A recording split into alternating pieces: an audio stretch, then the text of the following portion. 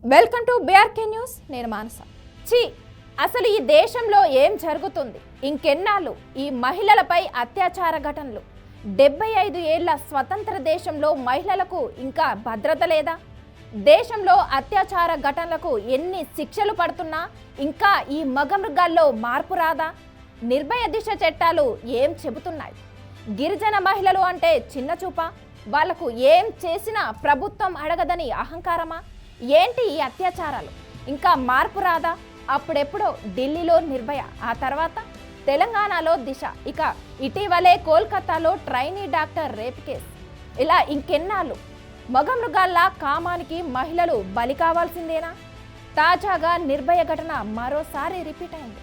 మధ్యప్రదేశ్లోని కాండ్వాలో నిర్భయ ఉదంతాన్ని తలదన్నే ఘటన జరిగింది. కాండ్వాలోని కాల్వా ఆదివాసీ ప్రాంతంలో గిరిజన మహిళ ప్రత్యక్ష నరకం అనుభవించింది. అక్కడి రోహిణి చౌక్లో మహిళపై సామూహిక అత్యాచారం జరిగింది. 2 పిల్లల తల్లిన గిరిజన మహిళపై సామూహిక అత్యాచారం చేస్తూ చిత్రహింసలకు పాల్పడ్డారు. ఆమె ప్రైవేట్ పార్ట్లో ఇనుపరాడు చొప్పించి అమానుష రీతిలో హింసించారు. తీవ్ర రక్తస్రావంతో మహిళ మరణించింది. కాండ్వాలో కల్వా పరిధిలోని రోష్ని చౌకీ ప్రాంతం శనివారం మధ్యాహ్నం 1 గంట ప్రాంతంలో ఈ దారుణమైన హత్య జరిగింది.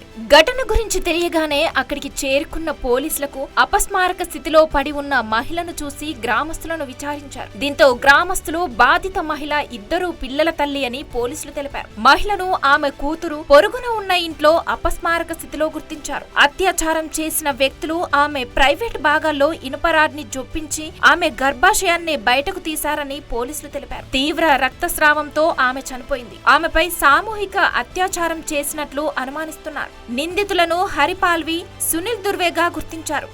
వీరి ఇంట్లోని బాధితురాలి మృతదేహం లభ్యమైంది. మహిళ మృతదేహాన్ని జిల్లా ఆసుపత్రికి పోస్టుమార్టం కోసం తరలించారు. గ్రామస్తుల ఫిర్యాదు మేరకు కేసు నమోదైంది. మహిళతో పరిచయం ఉన్న 2 వ్యక్తుల్ని పోలీసులు అరెస్ట్ చేశారు.